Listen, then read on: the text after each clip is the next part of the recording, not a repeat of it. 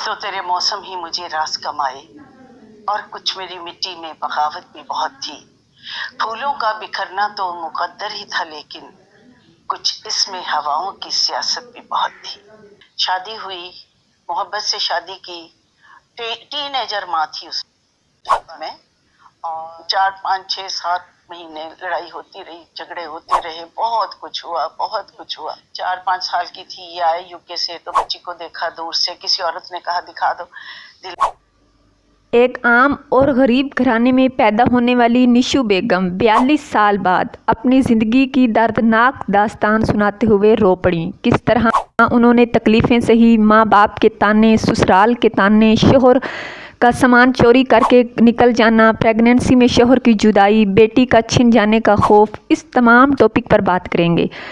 तफसीलात में जाने से पहले मेरे आप लोगों से एक छोटी सी रिक्वेस्ट है कि अगर आप लोगों ने मेरे चैनल को सब्सक्राइब नहीं किया तो जल्दी से चैनल को सब्सक्राइब करके बेल आइकन के बटन को प्रेस कर लें, ताकि हर नए आने वाली वीडियो का नोटिफिकेशन भी आप लोगों को मिलता रहे।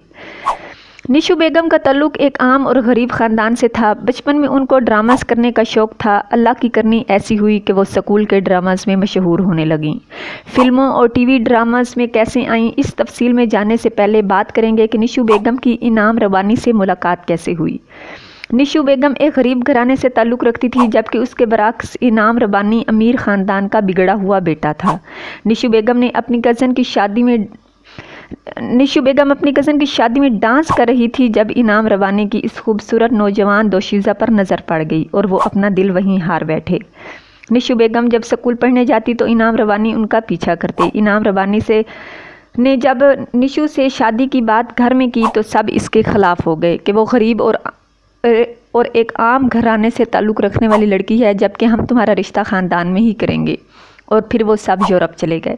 15 साल की निशु बेगम ने ड्रामास और फिल्मों में काम करने के लिए वालिदैन से इजाज़त तलब की तो उनकी मां ने चिमटे से मार कर अपनी बेटी की हड्डियां तक तोड़ दीं।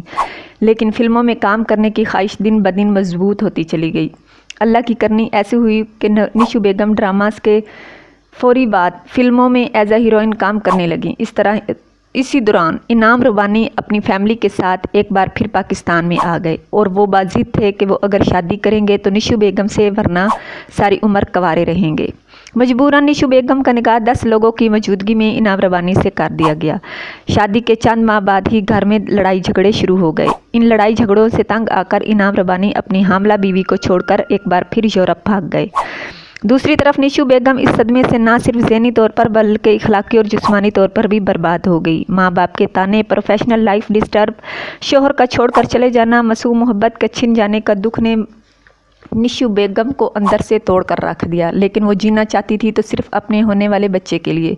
और फिर अल्लाह पाक ने उनको रहमत से नवाजा और उनके घर में साहिबा जैसी परी उतर आई। साहिबा 5 साल की थी जब इनाम रवानी एक बार फिर पाकिस्तान आए। वो अपनी बेटी से मिलना चाहते थे। निशु बेगम ने हामी भर ली। इसी दौरान इनाम रबानी का एक बार फिर निशु बेगम के घर आना जाना लगा रहा। इनाम रबानी इस बार भी अपनी हरकतों से बाज ना आए तो निशु बेगम का सारा सामान में, जिसमें उनकी शूटिंग के कपड़े भी थे, सब कुछ चुरा कर ले गए। इस वाक़या के बाद निशु बेगम के वालिदैन ने सख्ती से मना किया कि वो शख्स इस घर में कदम ना रखे, सिर्फ इस डर से कि कहीं वो बच्ची न छीन कर ले जाए।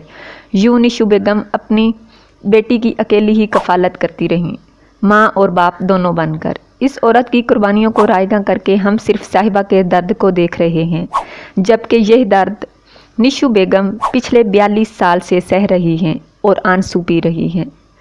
वीडियो कैसी लगी कमेंट में बताइएगा। मिलते हैं नेक्स्ट वीडियो में, तब तक के लिए रखिएगा अपना ख्याल, दुआओं में रखिएगा याद। अल्लाह हाफिज़।